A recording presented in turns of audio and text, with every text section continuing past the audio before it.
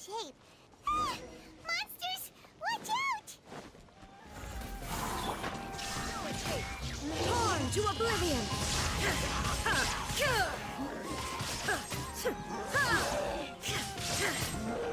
Shine down! Cyclone!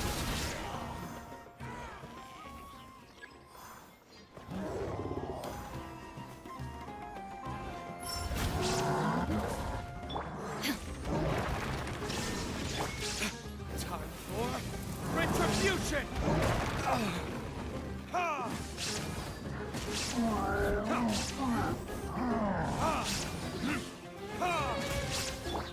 Now you shall perish!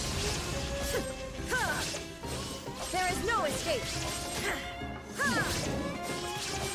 Get moving!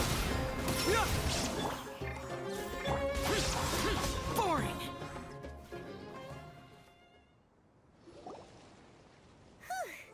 They were easier to deal with than Paimon had expected. Super strong bandits? Or monsters taller than buildings dropping out of the sky? Or, something like that. He looks super serious. We gotta stay on our A game too. This is the one.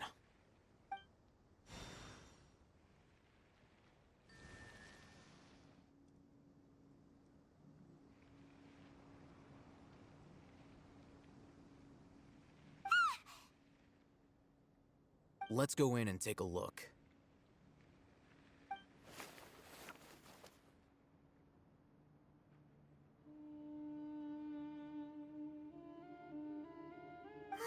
Hey, alhaitham! We haven't found squat! Are you sure we aren't wasting our time here? Patience. Shawnee says she only hears the crying at night. We have time to burn. Until then, I'm taking a break. And just like that, he sits down. Wait, he even brought a book to read? What are you reading? Let Paimon see!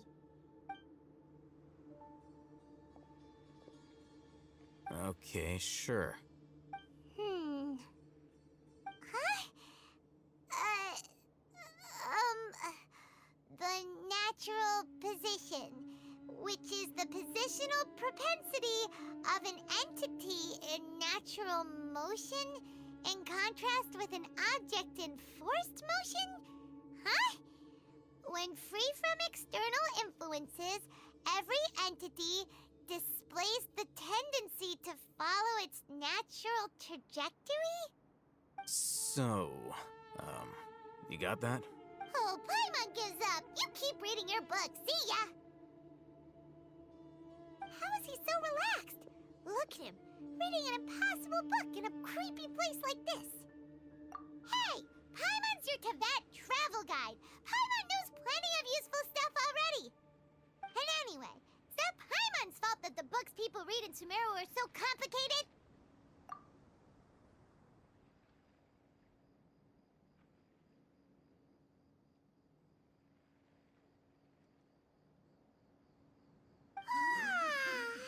Paimon's getting so sleepy. Huh? What was that sound? There it is. It's coming from that direction.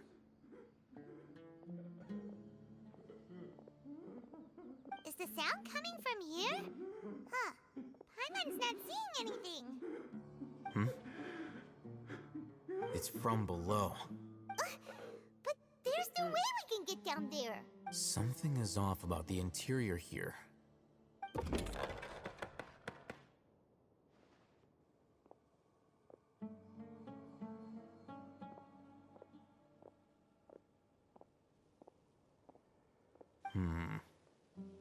As I thought, there's a hidden structure. Wow. It's like they tucked another hospital into this one. Oh, it looks like there are other mechanisms around here. Let's keep exploring.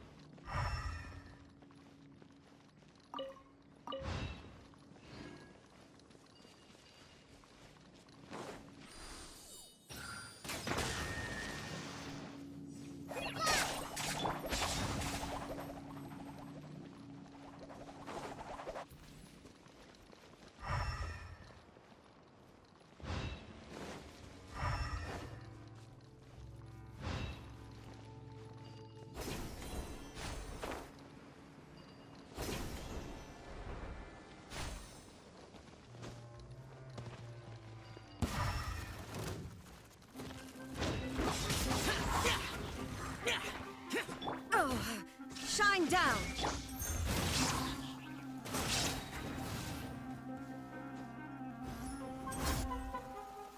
Confess!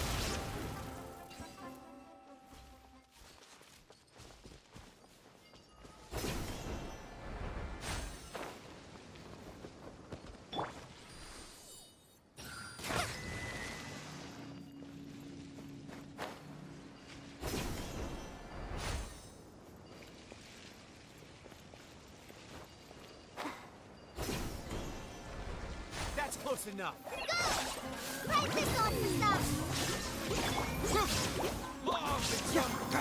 Forward! I'll be back.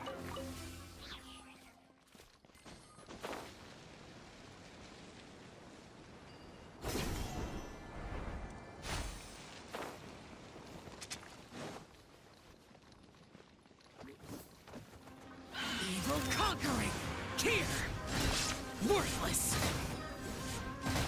Here! Here!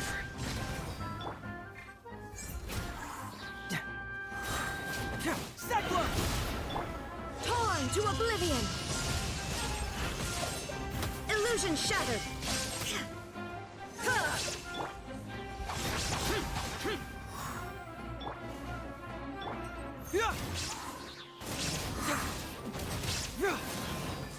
Confess!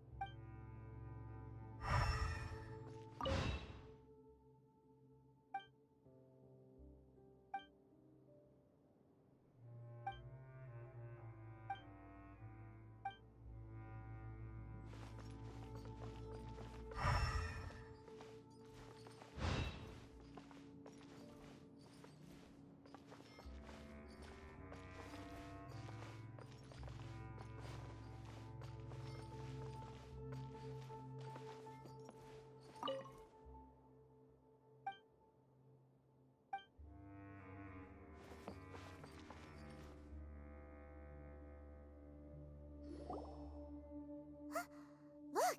There's someone over there! Good idea! Let's approach him slowly without alarming him.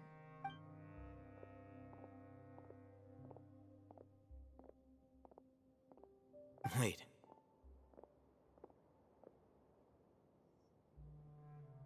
You're... He can't speak, and his eyes are unfocused. But he looks too young to be anyone's grandfather. Also, why is he the only one here? Didn't expect to see him here. You know him? He's Razak, a senior of mine at the academia. He's a scholar too? Is he the kind that holes up in a forest and mumbles stuff about training? No. And that's the problem. Razak was never involved in any of those things. He never trained in the forest, let alone reach Satyavada life. Leaving that question aside for the moment, him being here alone means that we might be too late. Looks like they've already taken everyone away. For whatever reason, they left Razak here. Perhaps they simply didn't have time to come back for him. There are drag marks on the ground. They're clearer by the doorway. Someone was forcefully drawing a cart that was loaded with something heavy. Loaded with people? That is one possibility. It looks like they were in a hurry, as if they were afraid of being caught. In their haste, they failed to notice Razak hiding in a corner.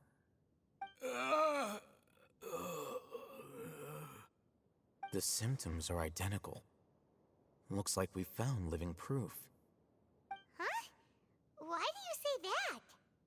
Allow me to jog your memory. Recall your time at Port Ormos. Don't you think his symptoms look familiar?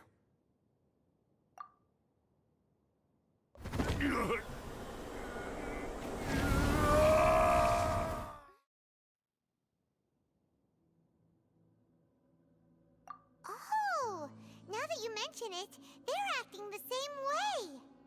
Correct. The academia is behind all of this. It isn't difficult to deduce their rationale. First, the academia spread a false rumor of the Scarlet King's resurrection, emphasizing the role of the village keepers, the mad scholars who were exiled to Aru village. These rumors were all the persuasion that the radicals needed, and those based in Aru village leapt into action. Unbeknownst to them, of course, through rounding up the scholars, they were actually helping the academia. As well as being able to exploit the radicals for their own ends, this scheme has one further advantage to the academia. All the risks and responsibilities are offloaded onto the Scarlet King's followers.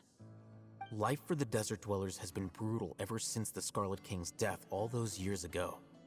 Beneath the surface, feelings of desperation are widespread. Many would give everything they have for the prospect of something better. Anyone looking to exploit that for their own ends simply needs to make a few empty promises. Even if complications arise, people will see that those involved are all followers of the Scarlet King and look for no further explanation than differences of belief. A deep-seated mistrust of the desert and everyone in it by the rest of Sumeru will make sure of that. The notion of an academia plot wouldn't even cross their minds.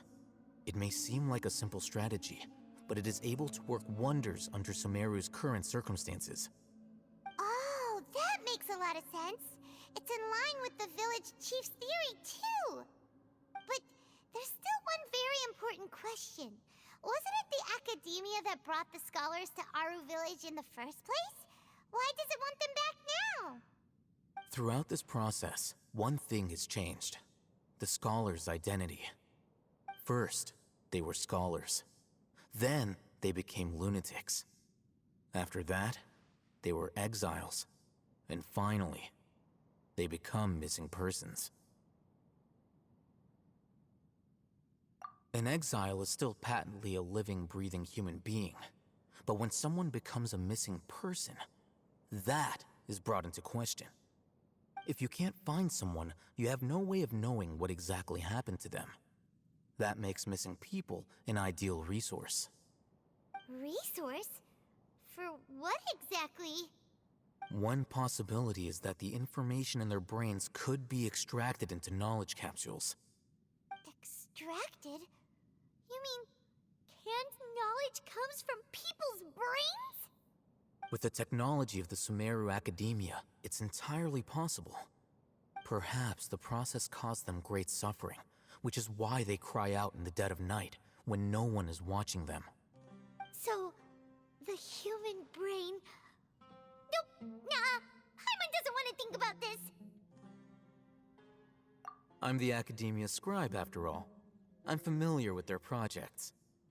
Anyway, judging by Razak's state, the contents of a divine knowledge capsule were extracted from his mind. But something went wrong in the process. Or perhaps his curiosity got the better of him, and he used such a capsule for himself. Hyman's a little confused. Can they just use anyone's brain?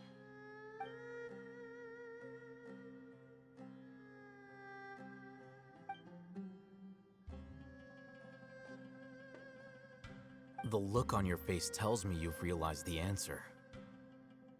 That's right. To some scholars, gaining knowledge about the gods is their entire life's pursuit. Extracting canned knowledge is just one of the extreme measures they turn to. However, I can't help but wonder, what do they seek to gain from divine knowledge? The academia is going out of their way to look for forbidden knowledge. But what is their ultimate goal? I've spent quite some time trying to analyze the contents of the Divine Knowledge Capsule, but to no avail. It seems like my way of thinking is too different from theirs. You mean you're not even slightly interested in getting your hands on this forbidden stuff?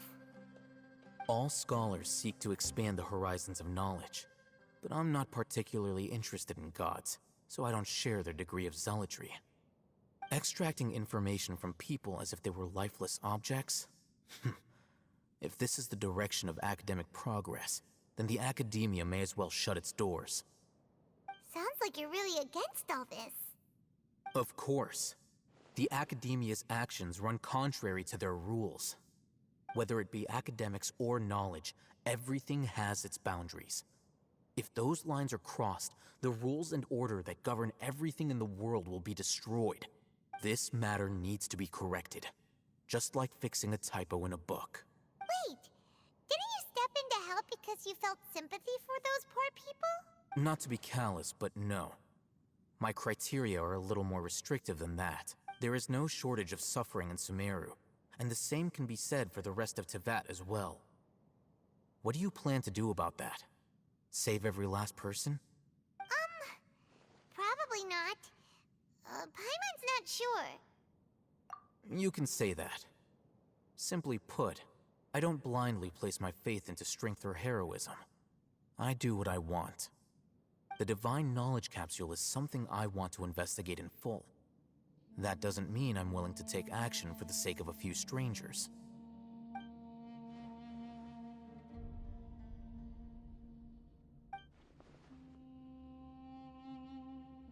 Paimon's been wanting to say this for a while. There are a lot of bad guys in the academia, but you're not one of them. You're their weirdo. You're probably right. Though I must say, I quite enjoy this feeling of being the odd one out. Uniqueness is also an asset, is it not? Wow, that's a great way to think about it. Paimon's really impressed. If only Miss Shani had a similar mindset, her life would definitely be a lot easier. I'm just a more likable person than her in general. There's nothing more to it than that. He won't last long if we leave him here. Let's take him with us. We'll work out our next step after we return to Aru Village.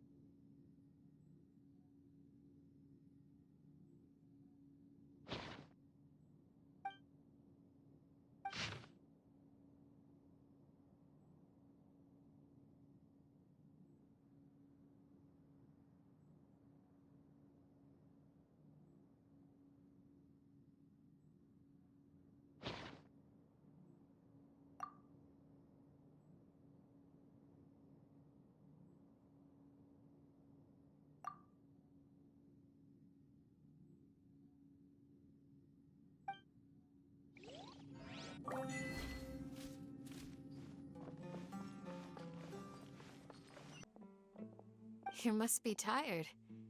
You should rest and take some water. What's the situation? Who's this? Unfortunately, somebody who's too young to take on the role of Isak's grandfather. Nevertheless, he's one of the people we're trying to find.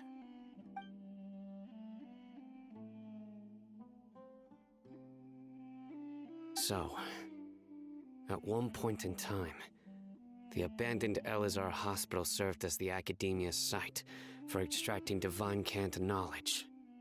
Yep, pretty much. Their plan must have been implemented at some point before we arrived at Aru Village, since divine cant knowledge has been in circulation for a while now. Yet, they fled once we were headed to the village, almost as if they knew we were on their trail. Why is that? Yeah, why is that? We may have a mole in our midst. One of us could be secretly revealing our whereabouts to the Academia. Huh? Are our friendships that shallow? Looks like none of you have realized wherein lies the issue.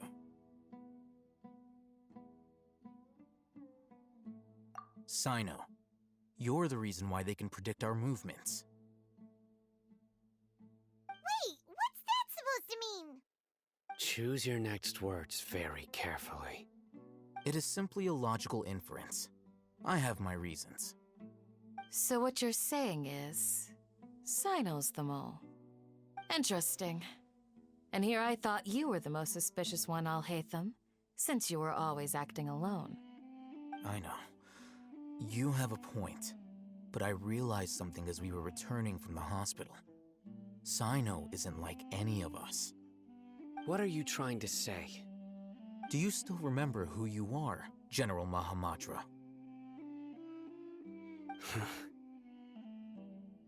As a Matra, you are no doubt privy to certain kinds of information. Before you can take action against someone, you are required to have all the facts available, including the less than savory details. Simply put, the Academia has traditionally allowed you access to a wealth of sensitive information. Knowing their modus operandi, wouldn't you expect them to take precautions against you?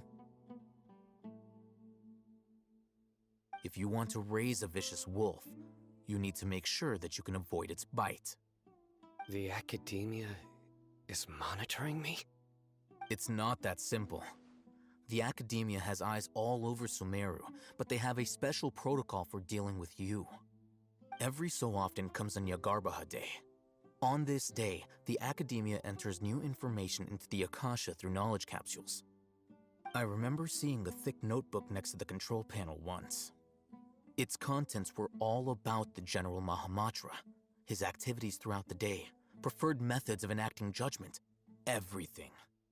You're saying that the Academia entered my information into the Akasha too? But what's the point in doing that? My actions aren't important enough to be added into the Akasha. The Akasha is capable of computation.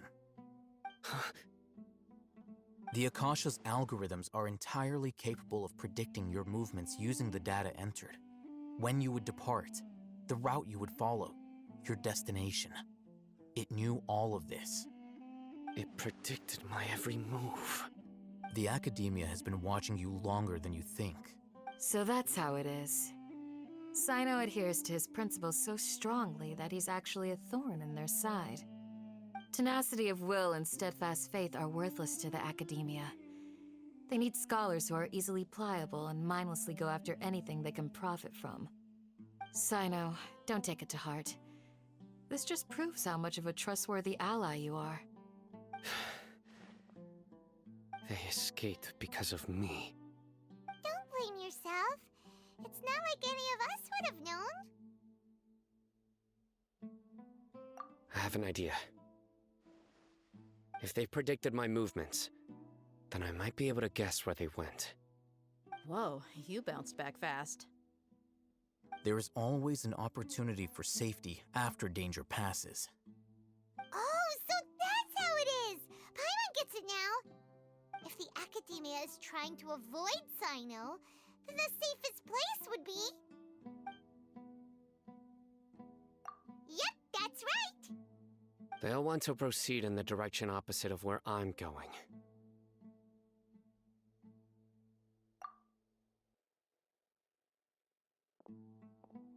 I must go.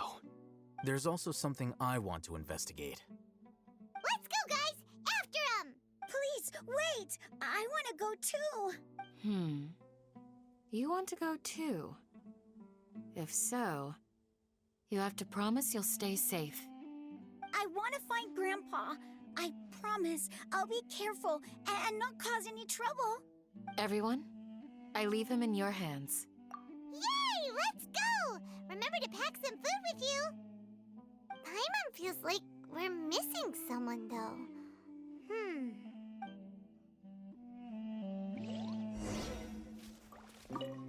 I'll be awaiting your good news.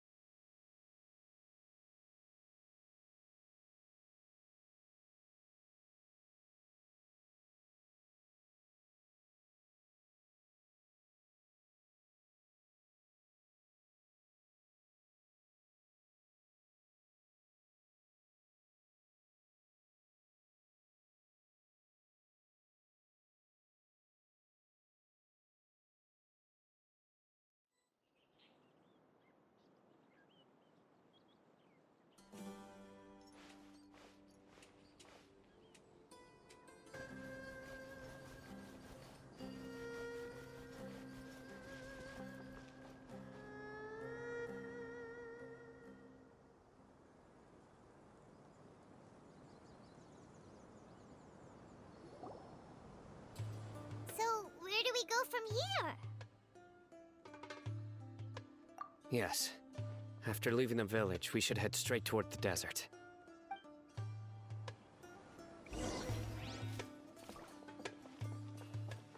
I know the desert like the back of my hand. Is that because you play here a lot?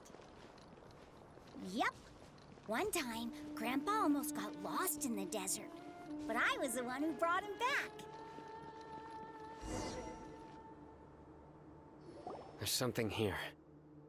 What's this? It's buried in the sand.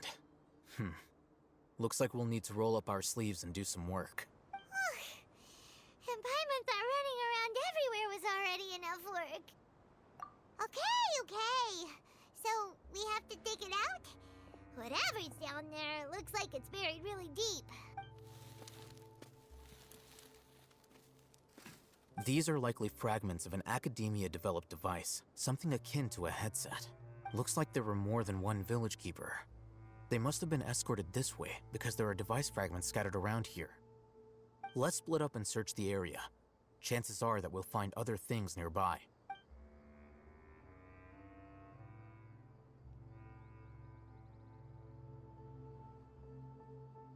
Is this what we're searching for? It looks kind of scary. This is definitely a device used to extract divine knowledge. How did it end up buried in the sand? That can't have been part of the plan. They must have been attacked along the way. Wait, what? Grandpa, I hope you're okay. Don't worry, your grandpa's gonna be fine. Razak didn't display any signs of starvation or dehydration, which means that they left fairly recently.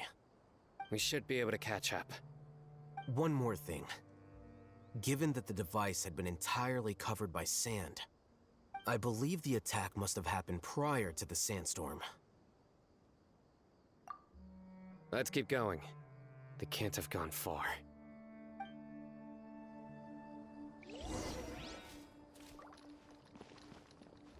Ugh, but running on sand is so tiring.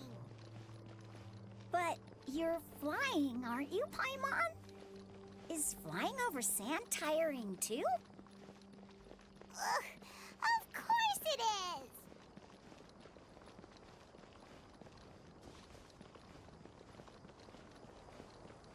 Voices, over there. It sounds like an argument. good ears.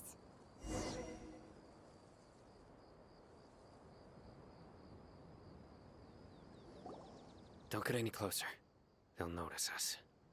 Dehya's talking with the Eremites? Very interesting. Let's listen in. If you had informed me sooner, there'd be plenty of room for us to... You're one of us. We would never lie. Scholars. You don't know as much as I do. Need me to... I knew it. That's our Dehya. Dehya? Why would you? Dehya! Hey, what are you doing? Huh?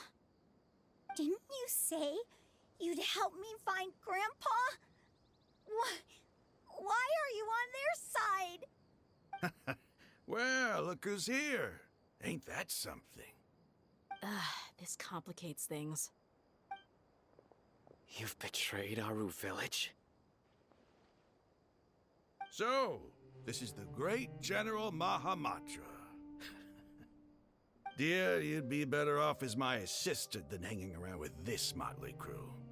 Seen for yourself. I have the means and methods, and my ideals are far more admirable than theirs. I'm not the type that's easily swayed, Raman. You of all people should know that. Wait, what's going on, Dehya? Whose side are you on here? Shut it, Paimon. It doesn't matter. Whichever side you pick, nothing could deter us from the grand mission of resurrecting the Scarlet King. Once our Lord of Old returns to this land, we will have a new beginning. Face the facts, Raman. It's not gonna happen. You should understand that more than anyone. Have all your years as a merc taught you nothing about placing hopes in a ruler? I'm a desert dweller and a proud follower of the Scarlet King. Whether I live by the edge of the sword or in peaceful comfort, my soul will always carry this conviction. It's not too late yet. The village mad scholars aren't gonna bring the Scarlet King back to life. You don't understand, my dear lady. Pursuing our faith is our purpose in life. Even if the chance of success is 1 in a million, we must be willing to give everything we have. Even if it'll expose you to the academia? Even if they end up disbanding the Eremites? Your Eremites, which you've worked so hard for all these years? Yes. We've waited a long time for this day to come. The sun and the moon no longer shine here. All you see now is cracks in this desiccated land. But fate has finally dealt me a hand to play against the academia. With these scholars in our custody, we'll stomp the academia's forces and fight our way beyond the wall of Samiel. Ridiculous. Think about it. The academia controls the entirety of Sumeru. Your powers are negligible in comparison. If you still don't believe me, then try asking these two men. They're also against the academia, but neither of them are as arrogant as you are. They look more like pawns of the academia to me. Why would I listen to anything the people of Greater Lord Rukkhadevada have to say? Filthy traitors. Your god abandoned all honor and betrayed the Scarlet King. We desert dwellers will never trust the likes of you. It's impossible to communicate with someone so hostile. Perhaps we should. Do you really believe that by kidnapping the scholars, you'll be able to negotiate with the academia? These people have no value as bargaining chips, but I could be persuaded to take their place as your next hostage. These scholars were exiled from the academia. I, on the other hand, am their current scribe, and will be a much greater asset to you. Wait, you can't be serious. So, you want to trade places with the hostages, do you? Precisely. Any wise person would gladly accept my offer. What are you thinking? What if they decide to kill you instead? Well, that would be bad luck for me. However, I'd get the chance to observe the scholars, perhaps even find out the truth. Think you can talk me over with that confident look of yours? I'm not trying to persuade you. I'm using this as a means of joining forces against the Academia. You are the scribe. What do you have against the Academia? Not all desert dwellers believe in the Scarlet King, and the same applies to the Academia. Why must all knowledge seekers approve of the Academia's way of doing things? You Academia scum. Every last one of you is nothing but a hypocrite, just like everyone else on the other side of that wall. I've made myself clear enough. I won't listen to another word from the Dendro Archon's people. Not so fast. Alhaitham, do you stand by everything you just said? I never make empty promises. You know you're making a dangerous decision, right? I do. Good. Raman, hear me out. These people are my friends. Maybe you can't take the followers of the Dendro Archon at their word, but what about me? Do you trust me? We've known each other for years. Of course I do. In that case, I'm willing to vouch for their honesty with my right arm. Come on, Raman, don't be a coward. If you're serious about taking on the Academia, you need to steel yourself. You can't be afraid. An arm from the Flame Mane. You've piqued my interest. But what if you refuse to oblige? What should I do then? No one's a fool here, Dehya. We're mercs. And mercs don't tend to live long unless they have their wits about them. You're not wrong, but this is different. I promised my friends that we'd bring back the village keepers together. Let's do it right here then. Give me your right arm as proof of your resolve. Don't listen to him! He's not even trying to negotiate! He just wants to make things more difficult! That's fine. Are you crazy? We came here to save lives. One arm for that many people is still a pretty good deal, if you ask me. Raman, I'm holding up my end of the deal here. You'd better not let me down. Sure. Go ahead and cut off her right arm.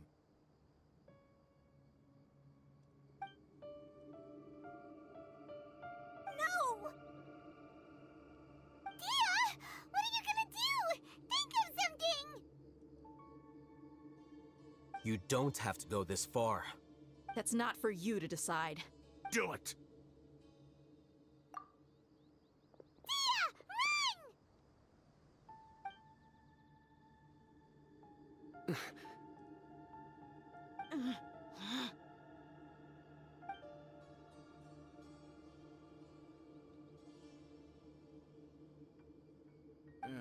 Stop!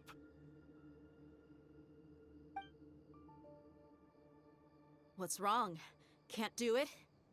Flame Mane, you and I are both desert folk. Cutting off your arm is no different than cutting off my own fingers. Where's the sense in cutting my own kin to pieces? You've shown me that you're serious. Go on now, take your friends and leave. Meet me in the desert at noon tomorrow.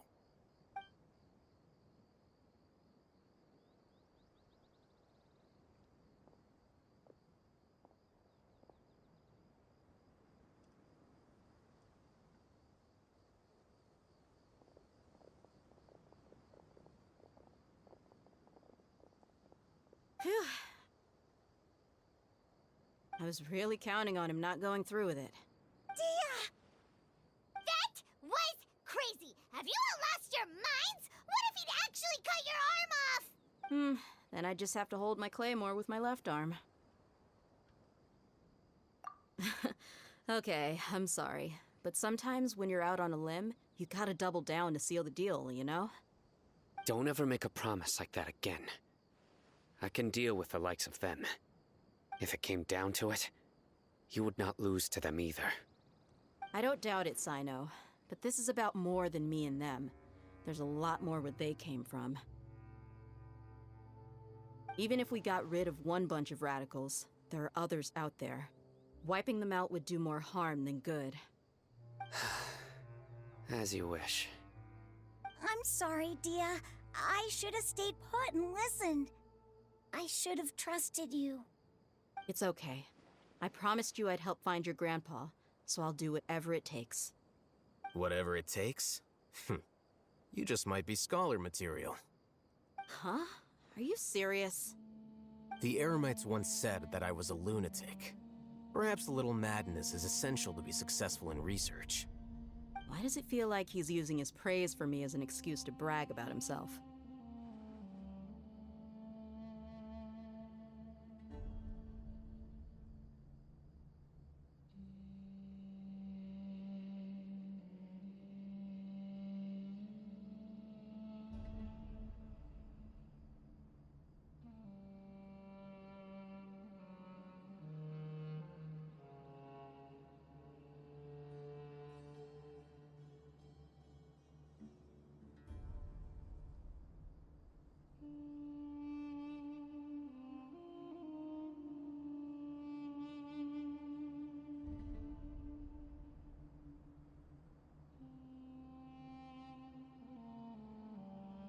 Okay, let's get moving.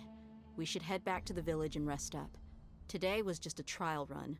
Noon tomorrow is gonna be the hard part.